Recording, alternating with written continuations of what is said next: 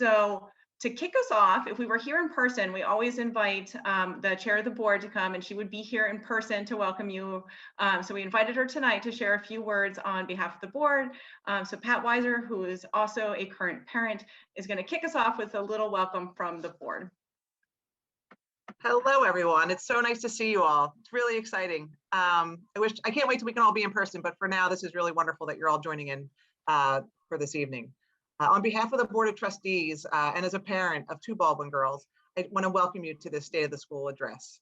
I also want to thank you all so much for all of your support through this very challenging year. Your support for the school, for Dr. Porges, our faculty, staff, and students. It was felt. We really appreciate it. It really means the world to the whole community. Without further delay, I want to introduce you to the woman who has led Baldwin through this year with her steadiness, her compassion, and her forward thinking, Dr. Marissa Porges.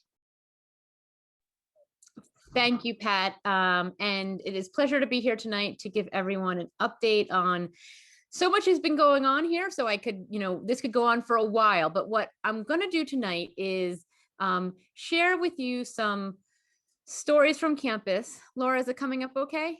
Great. And so what I thought I'd do tonight is talk about some stories from Baldwin from the pandemic, share with you a little bit about what it's been like here over the past year. I know that whenever I'm talking with alum in particular, everyone's curious of what it's looked like for our current Baldwin girls, given this crazy year we've had. Then we'll take some time with a few of our seniors who will be joining us, and they'll share their perspective and their stories. And we wish we'd have more of these moments where we could get our seniors together with their fellow class of red peers, but we'll take that time tonight. And then I'll give a snapshot of other work underway, because the thing that, one of the things I'm most proud about is that we have continued to do all the amazing things here outside of just keeping school open and safe for everyone in terms of programming, strategic initiatives, DEI work, all those things that are so important to Baldwin's girls and legacy. And then I'll talk a little bit about next year and beyond and how we're planning for that. So with that in mind, to start you off with, a little bit of insider, baseball view on school during the pandemic, what it's been like to be at Baldwin for the past, we're at 15 months since March 13th of 2020, last year, when Governor Wolf shut all schools in the county and the state down for what at the time was 2 weeks and what ended up being the rest of the school year. But like many schools, we were in that same boat together, and we pivoted and we're incredibly proud of what happened. Despite our reunion having to be remote last year, we ended the year strong. But this year has been even more impressive. We have been open in person every day since the start of school year, right after Labor Day. At the same time, we've had a fully virtual option for those students who may have medical conditions or issues and need to stay home, or who have been exposed, who needed a quarantine, had other COVID-related reasons for being home. And we remain open without any outbreaks or transmission on campus. A handful of cases for those who were exposed off campus and they were able to stay home and Zoom in virtually. I'll show you pictures of what that looked like. And except for a few moments when the county mandated we shut down, where there's a period in the winter when all the schools in our county were shut down for between Thanksgiving and Christmas, and 2 periods after winter and spring break where we preemptively and planned well ahead and then told our families and teachers we'll be closed for a week here, closed for a week there to retest all our family members after a vacation, after time traveling, so our faculty could have time with their families and traveling. And then we reset and returned to in-person campus. And it was possible because of a robust safety plan, the creativity and innovation of our faculty and staff, and the adaptability of our girls and the support of our families. So what did that look like? I won't go into all the details because we have a 45-page health and safety plan we submitted to the state in August, and we've been updating those protocols ever since. But the model on the left gives you a snapshot of some of the layers and layers of risk mitigation that we've had in place, still bringing the joy of learning to the classroom every day, but with masks, social distancing, extra ventilation, hand washing, daily symptoms checks, things like that. We also spread out around campus. You'll see some pictures where the girls are all around campus.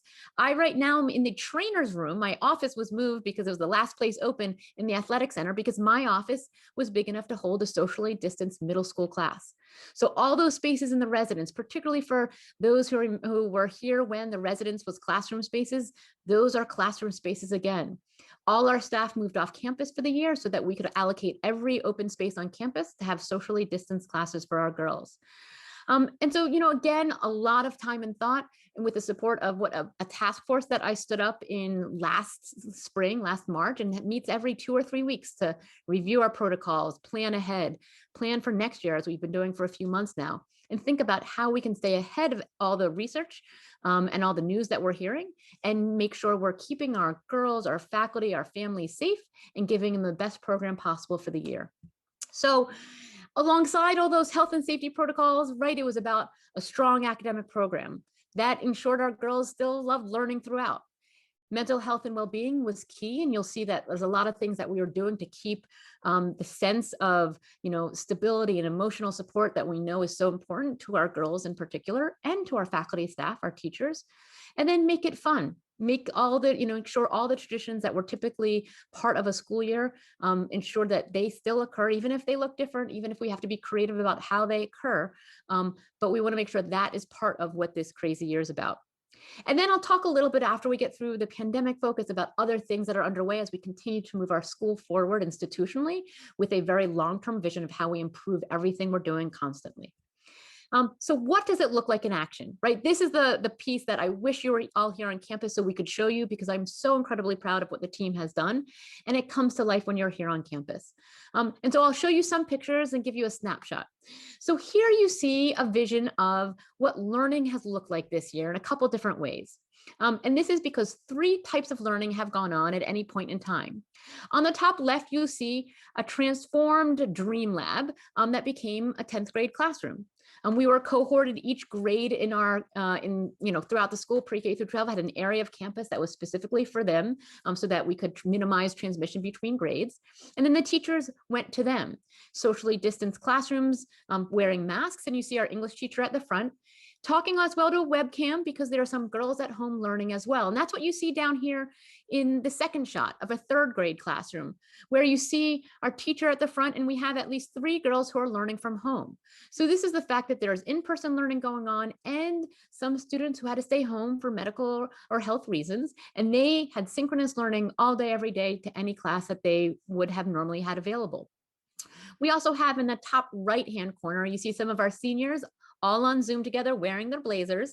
And that's, the moments when we had Baldwin Wired 2.0, as we called it, which is a fully virtual program that we created in order to prepare if we had to pivot, if we were shut down by an outbreak or masses of transmission, which we did not have. But there were moments when, as I said, the county shut us down for 2 weeks, or when we preemptively had planned a closure after break to allow everyone to reset, allow all our families to quarantine at home for, a week or 2, and then we retested everyone before we returned to campus. But we didn't stop there, because we thought creatively about what it means when you're virtual. We know that, a long day of Zoom is tough on all of us, but especially children, especially students. So you see there on the top left that one thing we did was we actually reinvented the schedule for the year to ensure that we allocated more time, more space, more flexibility.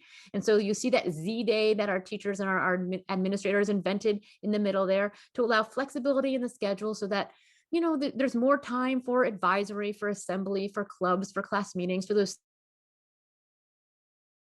things that we know are, and a more flexible time for our girls to still be able to connect with their teachers, even if remote, in those specific blocks of time when unfortunately they're not on campus walking by, running into each other, but we want to allow for those moments to happen anyway.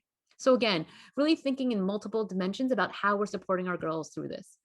We also really leaned into using every element of campus. And this is the most exciting thing to see for alum in some ways, because it sort of reimagines what we remember of our Baldwin campus. Here you see, for those who remember the backside of the art wing, Mr. Pethick's old studio, that's outside his studio. Every place on campus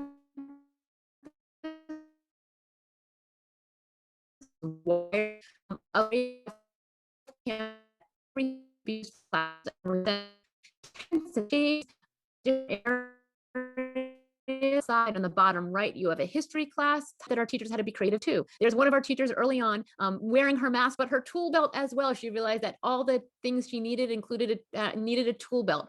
For her microphone, for her webcam, for her hand sanitizer, for all the stuff she wanted at hand in the course of her teaching day, right? So again, a creative approach to teaching, but to make sure that we could deliver the program in the best way possible. Um, it, it's also about rethinking sort of what it looks like to engage the girls. And so, these are, again, two different examples. On the bottom right, that is typically where we'd be meeting on one of these reunion weekends, when we'd have our dinner in the dining hall. That dining hall became our dream lab. It became the place where our middle schoolers met to do engineering classes and dream lab classes, and and did coursework there instead. In the top left, one of our residents' classrooms is doing math, but instead of moving to the classroom where they would have to get close together, they were each having individual whiteboards where they wrote equations and practiced their math that way. Or they could use online systems. And this is where technology was woven into what we do. Online systems where here, the fun thing is, if you see that the names that each girl adopted is a way to anonymize their practice problems while taking on the persona of a famous mathematician as they practice their math work. And of course, this looked like what was going on in science too. There on the right, you see one of our girls doing a laboratory experiment in 7th grade out on the Princeton porch in front of the residents, reimagining how we deliver the program to the girls as hands-on and as experiential as always as possible, but in a very creative way. The same thing was happening in our art department. On the top right, you see art being delivered in a cart into the different grades. And that is like art class, a jewelry class going on in our science lab, where the 9th grade has had class all year. The library, similarly, the library moved outside the walls of our library. The library hasn't been used as a place where all the grades can gather this year.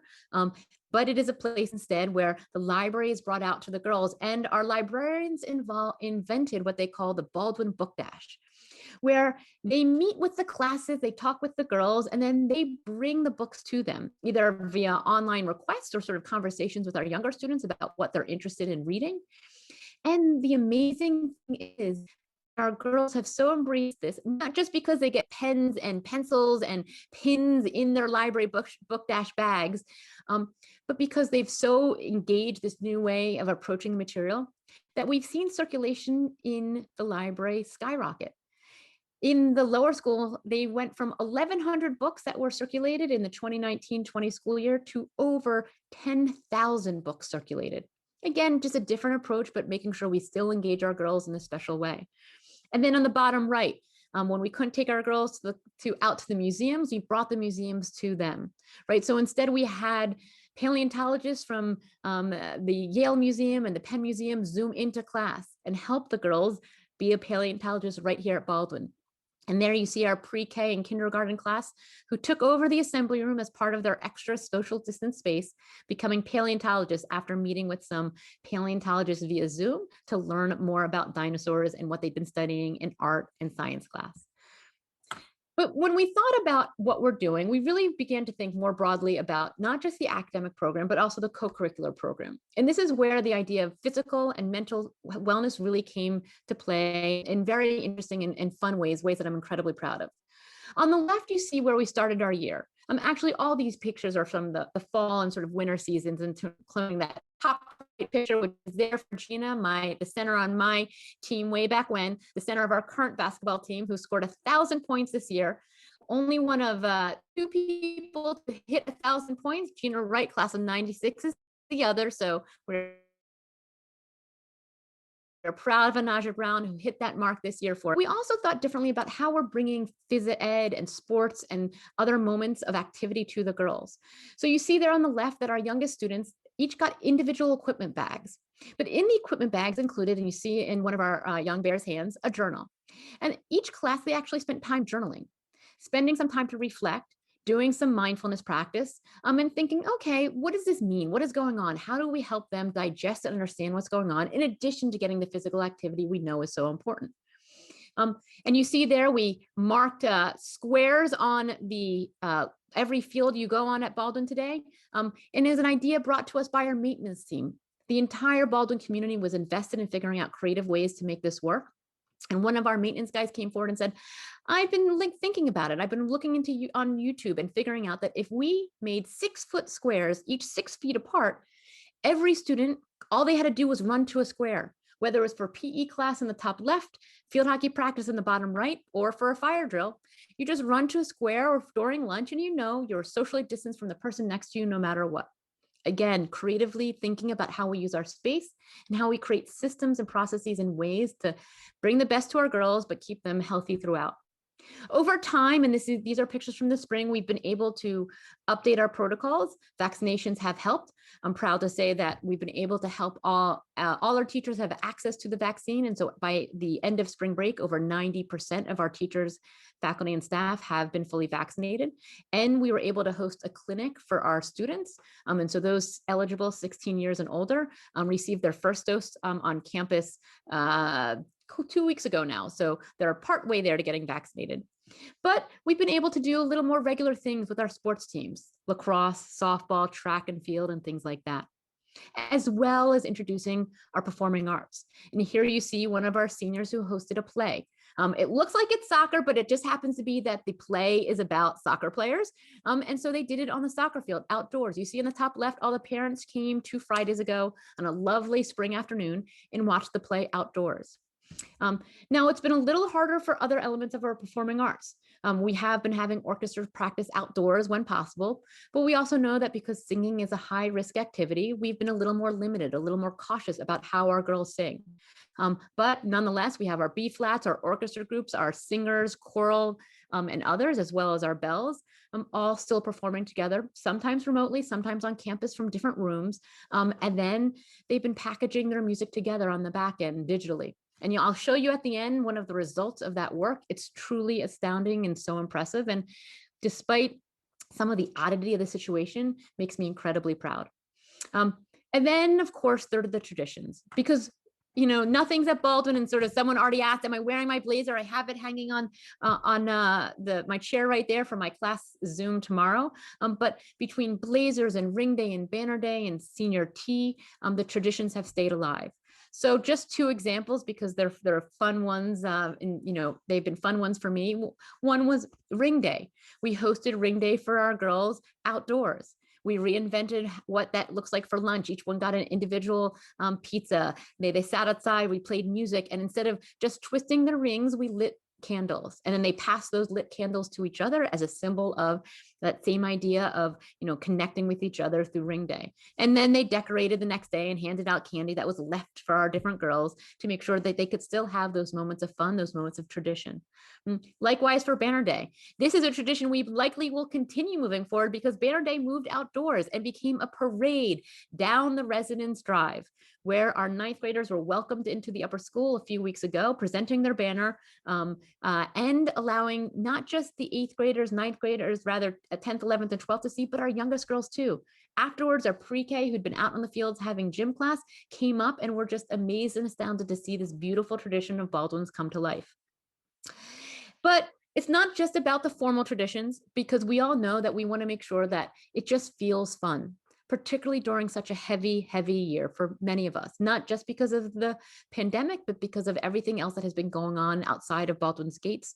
And that is putting so much stress and pressure on our girls and our teachers, as well as our families. And so we've done things like Spirit Week. This is the most recent one. We've had about one every couple months, a Spirit Week, where our older girls partner with our 5th grade to pick out what costumes they'll wear this week. And as you see in the top right, the Hero Day is one of the best.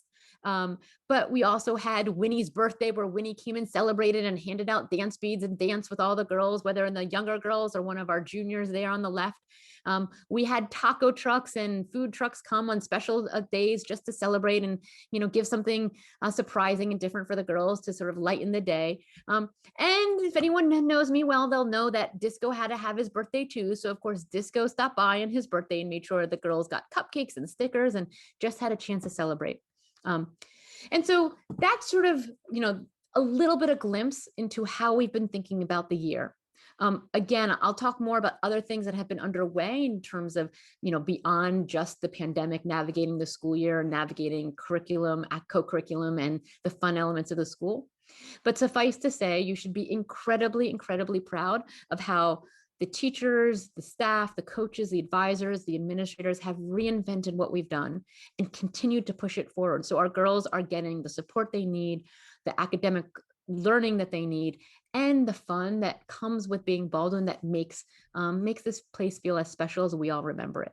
So with that, what I want to do now is take some time with our seniors, and you'll see their pictures right there, or some of them, their classmates actually, from our recent senior tea, the tradition that we've always had, and we had it again this spring on one of the residence porches. But I'm excited to welcome two of our seniors, Asia Blocker, who is our senior class president, and Ronnie Blesnick, who is the head of our student senate, who will join us now, and we'll be able to just chit chat a bit. So that you can hear from them directly about the year, about and other things through the lens of their time at Baldwin.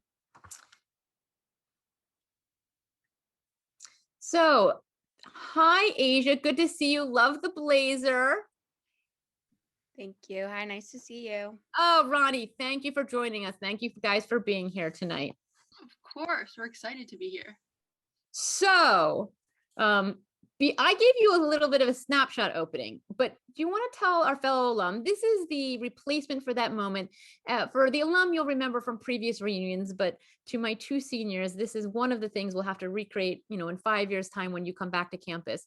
But usually there's this luncheon where we all get together and mix and mingle, and our seniors and fellow alum and fellow class of Red get to hang out together. So if you could first just give our fellow alum, or your soon to be fellow alum, you're not quite there yet. So you have 5 more weeks where you got to be good, and then we have our commencement, don't worry. But give everyone just a snapshot sense of you, besides the amazing leadership roles that you've had for the school this past year. Asia, do you want to start? Just a sentence or two about, when you joined Baldwin, and something that says, it explains who you are to our audience. Yeah, of course. So as you heard, my name is Asia Blocker. I came to Baldwin in 7th grade, and I'm currently the student senior class president. Something that I'm really proud of is that I also co-founded the Student Diversity, Equity, Inclusion Committee at Baldwin this year. So I'm really proud of that. Yeah. Thank you, Asia. Ronnie. I'm Ronnie. I came to Baldwin pre-K, so I'm a lifer for 14 years. I'm really upset about it coming to an end, but it's been a great 14 years. And I'm also the student senate head. And if you don't know what the senate head's role really does, I basically kind of oversee a lot of the functioning of the upper school, like the disciplinary committee, the assemblies, and lots of other things, clubs, etc. I was captain of the soccer team and head of JCA, which is Jewish Cultural Alliance. Thank you. So talk to me about, or talk to us about, this crazy school year. What is one thing that has stood out to you? And what is one way that you felt like prepared to handle it? So it's 2 related questions, but this is the time to share some stories too, if anything comes to mind. So as you Go know, ahead, Ozzy. Go ahead. Yeah, please. Yeah. So this year was definitely unpredictable, and it was super hard to say if any of us were actually prepared for this moment. But as senior class president, I had a lot of things in mind for this year, and COVID wasn't on my mind at the time when I signed up to be class president. But since it came up, I just had to work with what we had, and I met with our dean a lot, who was virtual. I was actually virtual for 3/4 of the year, so that was another challenge I had to overcome. But thanks to Zoom and emails, we were able to plan a lot of fun things like the senior picnic, a senior skip day, which was just like a field day in the middle of the day.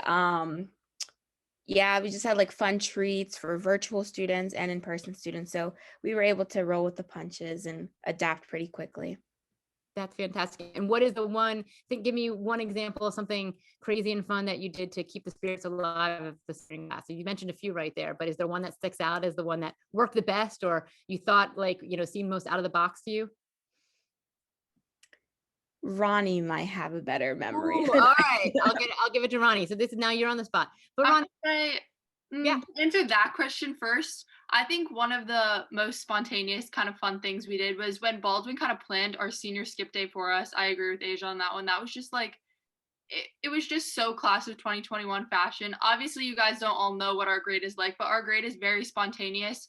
We can take something that literally just you couldn't even imagine some small thing and make it a huge thing and make it the most fun day of our lives. And that's just who we are as a grade. So yeah, I think that this whole year, Baldwin has prepared us for this year. Obviously, they really taught us the importance of making the most of every small little opportunity.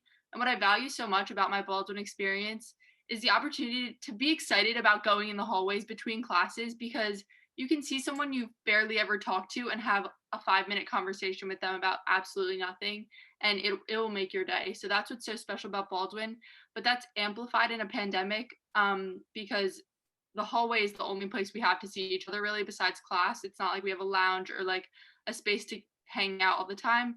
So I really learned to value every little moment I have with my peers, and just like walking down the hallway, make it the most spontaneous, fun walk of my life. You know what I mean? Like that's just how it is, and that's the culture that Baldwin has created for us.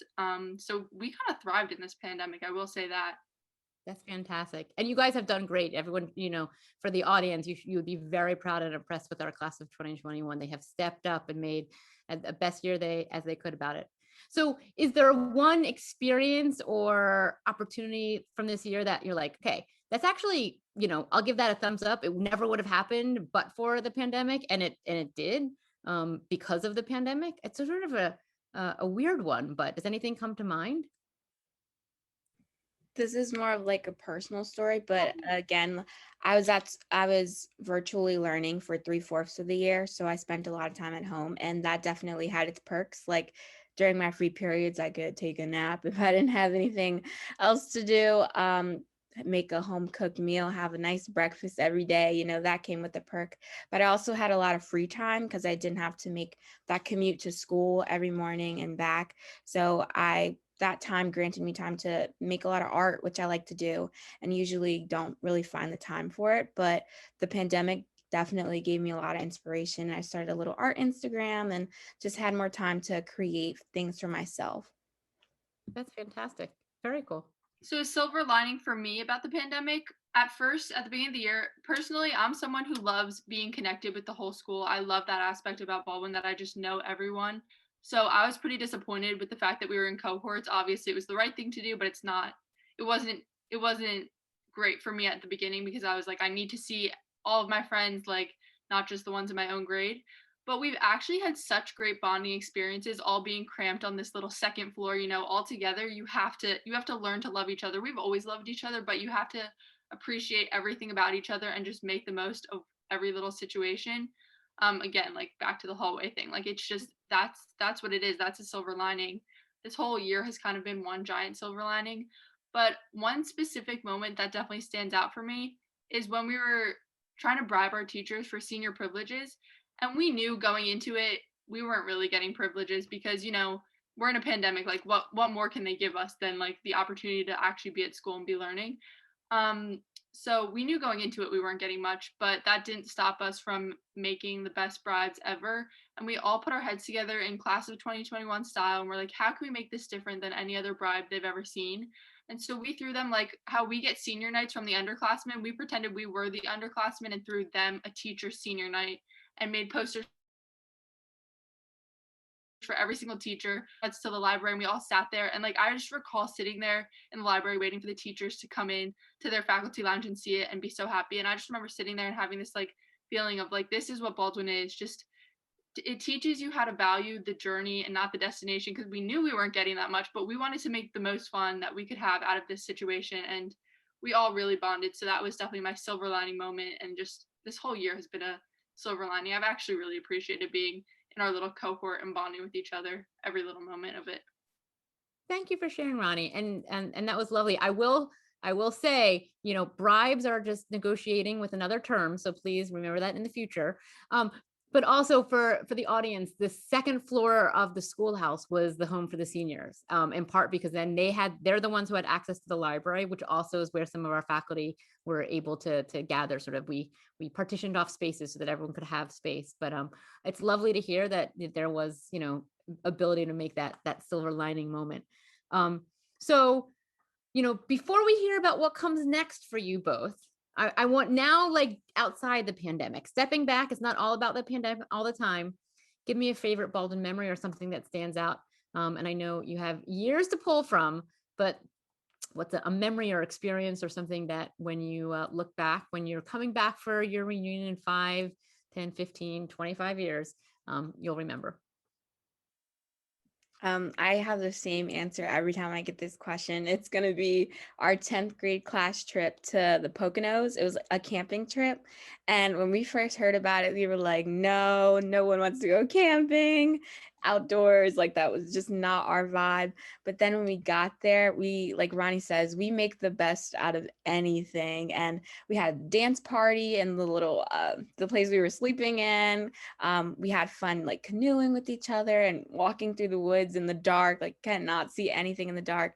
But it was just a lot of fun. I did not expect to have that much fun camping, just really roughing it out with my classmates. And I would say that trip brought us together like the closest we've ever been. Yeah, that's awesome.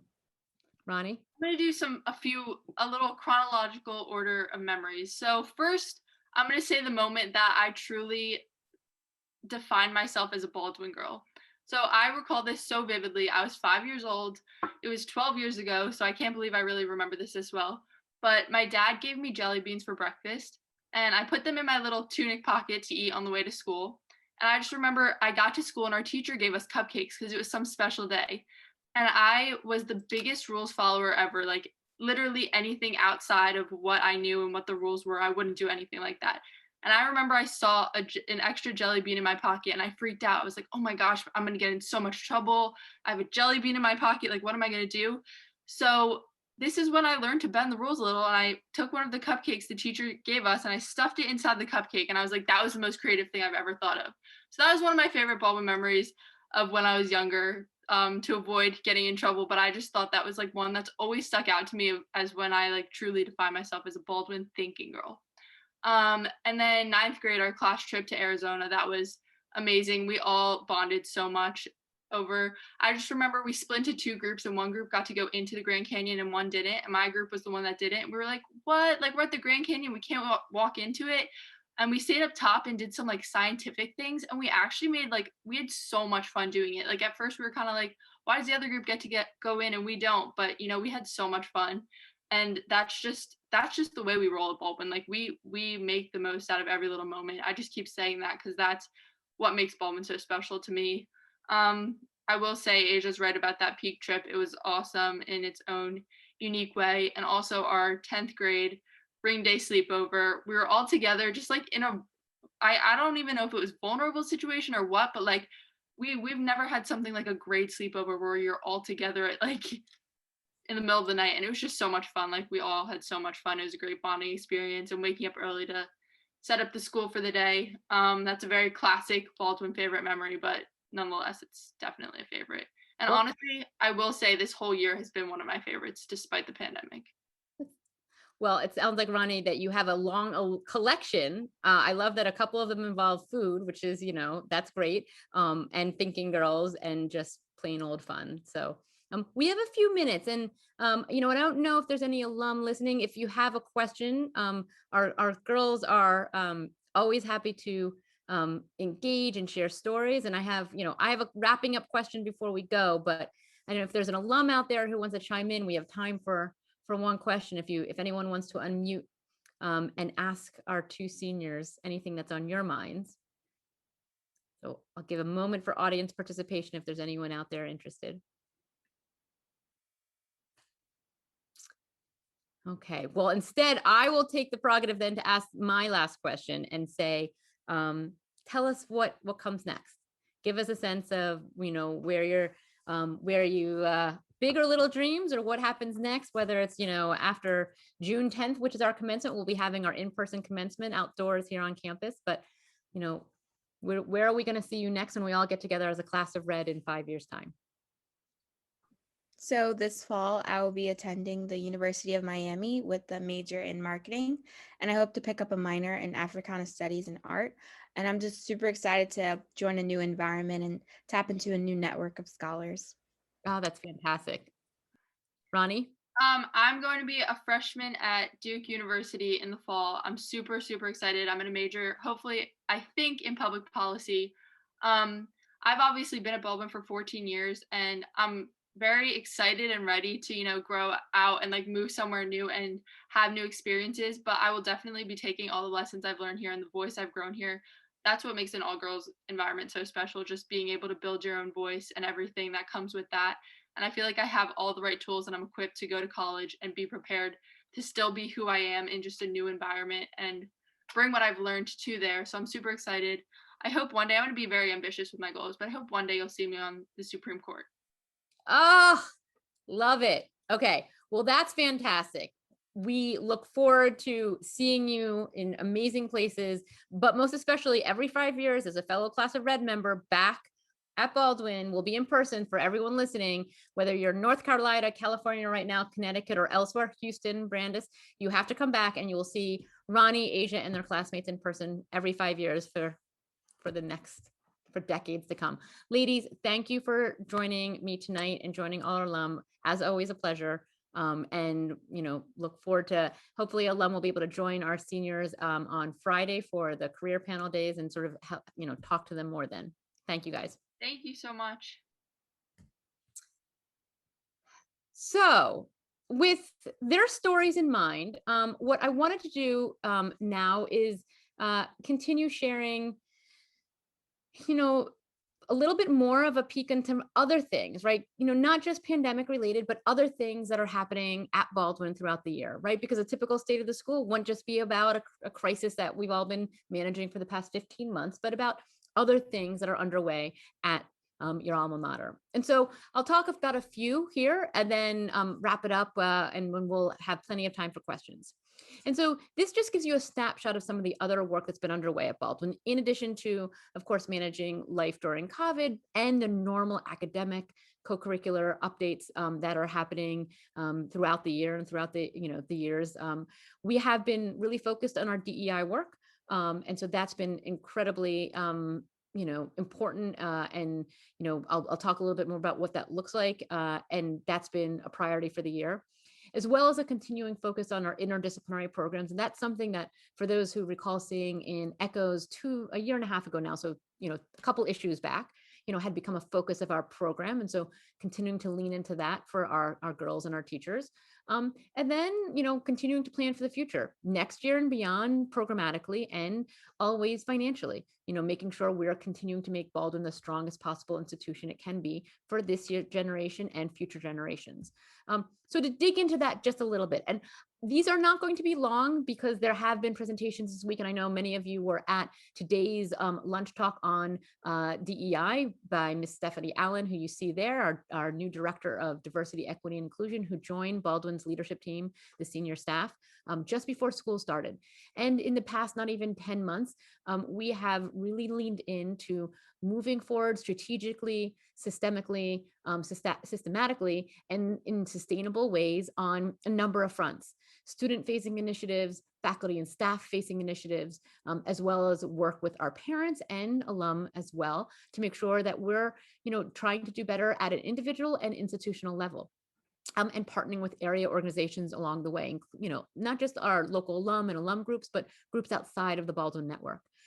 To give you just a snapshot of those things, it's everything from special assemblies and events, including one just today from Professor Josephine Park, who's a professor at Penn, who came in to talk about anti-Asian hate, xenophobia, and sort of the lens that she brings as a scholar on the Asian experience, to a Holocaust survivor who came 2.5 weeks ago now to talk about his experience with our girls.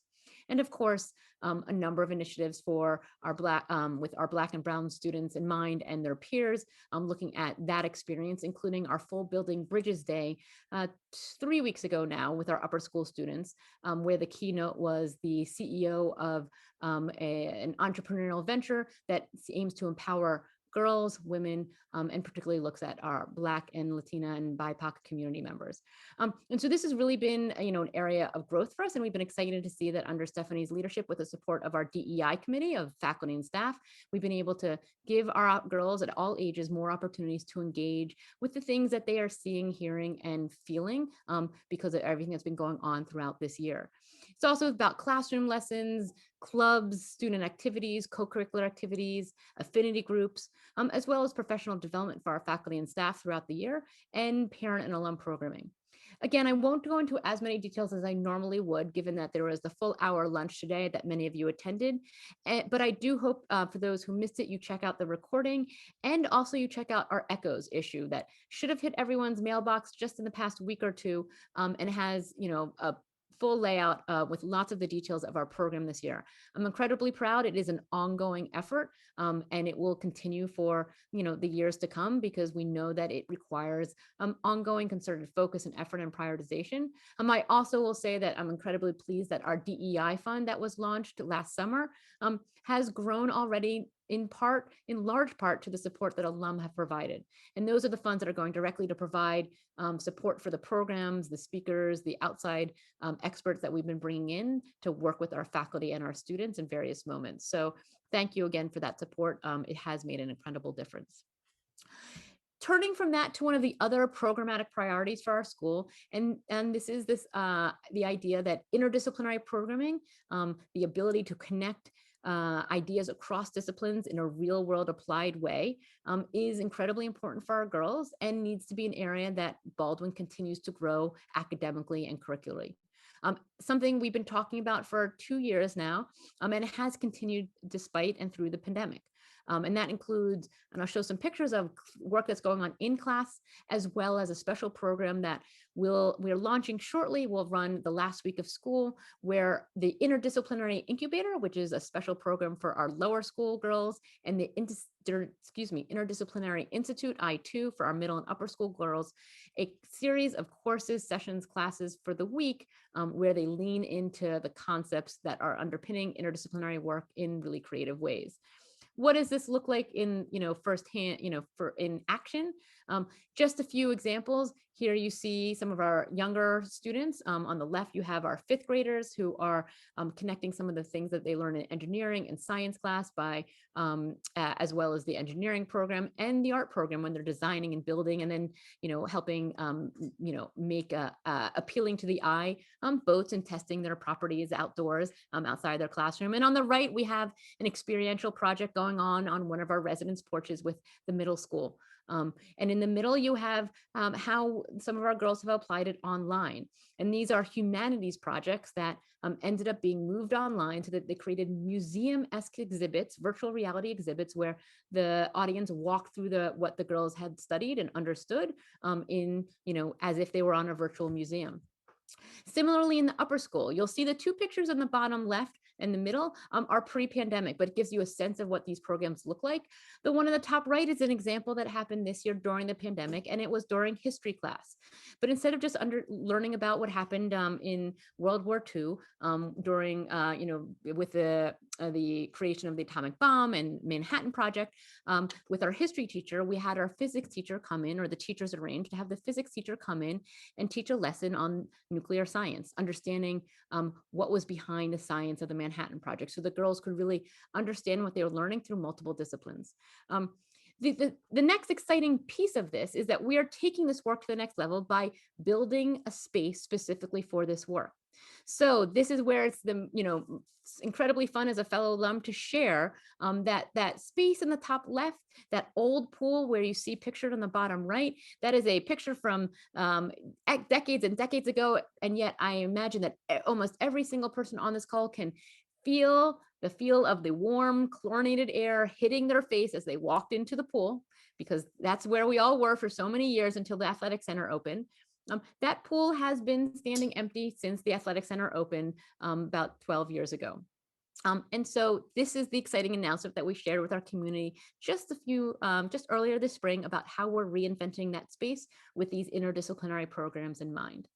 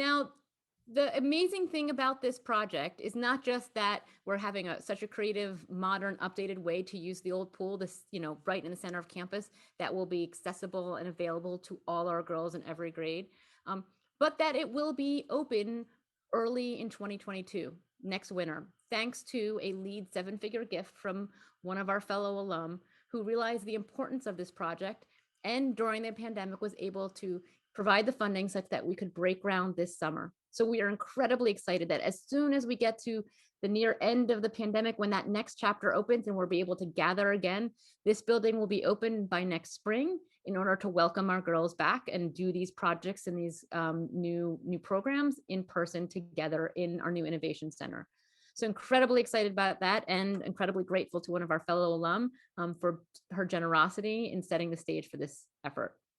And that gives me to how we've been planning throughout for next year and for the years beyond, right? We, for months on campus here in the task force that meets every 2 or 3 weeks now, have been steadily preparing for 21-22, thinking about what programs are going to look like, what health protocols we may need, talking with area public health officials as well as experts at CHUP to understand what they predict will be needed and what the research says, as well as looking internally and applying lessons learned from this year.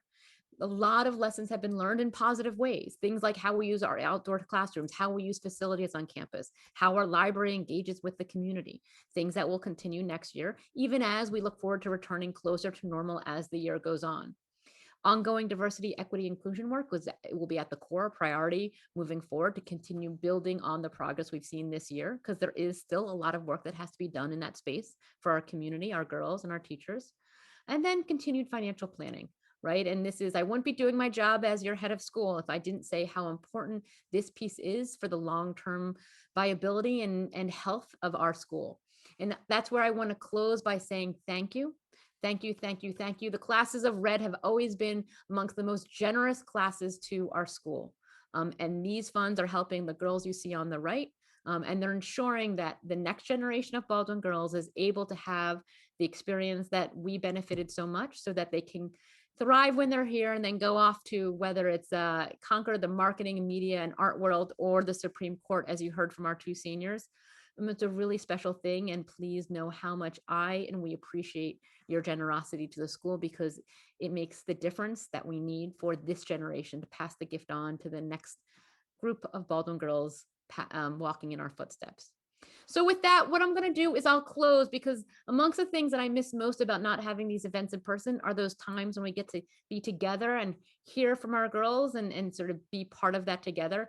And so what I'm going to close by doing is sharing a recent snippet from the spring music concert. Of course, the music concert was virtual, but because we have our innovative faculty and staff, they created a moving and wonderful concert. And this is just one of the many songs and pieces that were in it that ensured our girls could have that moment together. And we'll close with that and then move into questions so we can share some discussion together.